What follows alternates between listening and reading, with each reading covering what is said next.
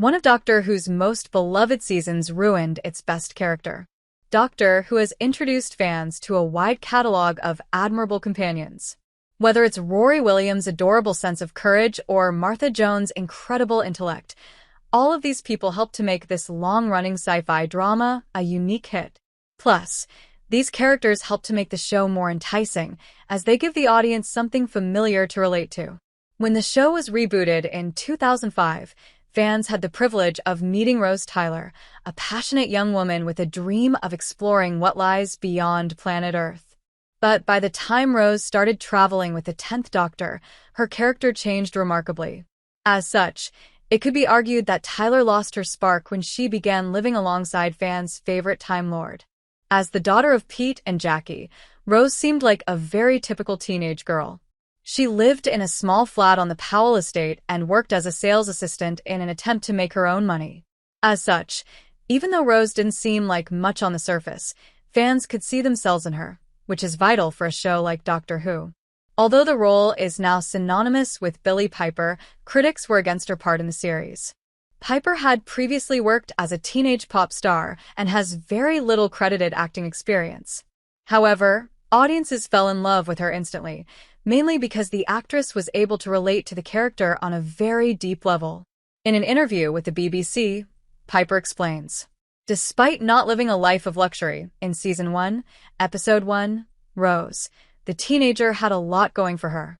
She was working in a vast store in London and spent most of her time hanging out with her boyfriend, Mickey.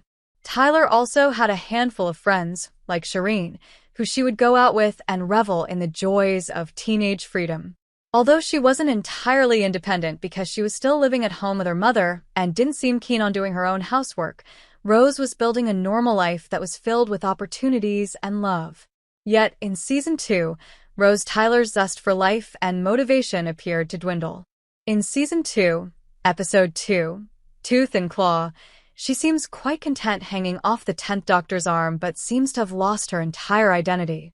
She hangs off his every word, and judging by the way she looks at her Time Lord, she doesn't think about Mickey very much anymore. Tyler also appears quite immature at this point in the show's canon. She refuses to stand up for herself when Queen Victoria mocks her and rarely does anything without the Doctor's permission. Although fans argue that Rose doesn't need anything else when traveling with the Doctor, it's hard to ignore how lonely she appears in Season 2. She no longer embodies a fun-loving teenager, but more like a child who is afraid to let go of her parents' hand in case she gets in trouble. A lot of fans appreciate Rose's relationship with the 10th Doctor and enjoy the unspoken adoration between them. However, when the audience compares her from Season 1 to Season 2, her independence has been watered down. The problem may not be with the Doctor himself, but more to do with the situation. Whilst living with the 9th Doctor, the pair remained on Earth quite a lot so Rose could race home and continue living her life as normal.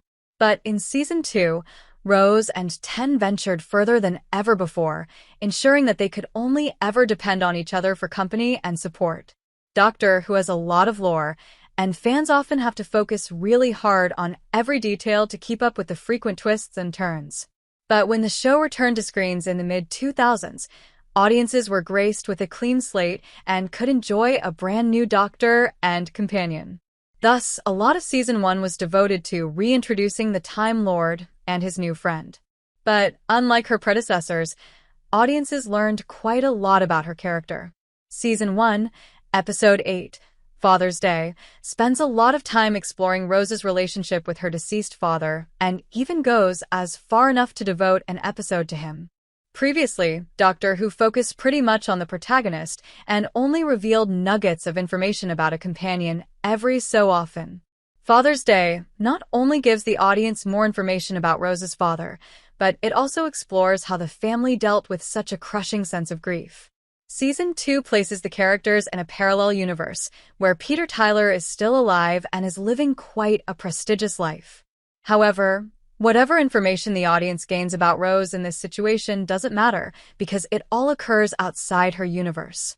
For example, in Season 2, Episode 5, Rise of the Cybermen, the Doctor and Rose travel to the parallel universe and discover that she doesn't even exist. She's been replaced by a yappy dog. Plus, the world seems to carry on just fine without her, so it's almost as if she isn't needed in this new world. Although the introduction of a different universe helps to give this show an essential sci-fi aspect, it also rewrites everything fans learned about Rose in the first place. So, once again, Rose is transformed into a traditional companion and slowly loses every aspect of her personal life and legacy.